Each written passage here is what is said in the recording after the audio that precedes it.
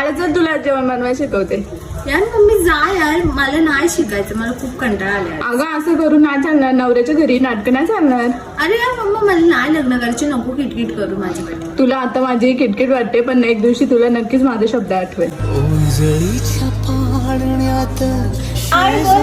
अगं मी मस्त आहे, तू कशी आहेस? हो ना. काय चाललंय तुझं? कधीपासून कॉलवर बोलते? घरात कामं वाढली, ती कोण करणार? अहो आईचा फोन आलाय घरून, तिच्याशी बोलते आणि करून घेते. आधी कामं उरकून घ्यायची, तुझी नाटकं इथे नाही चालणार.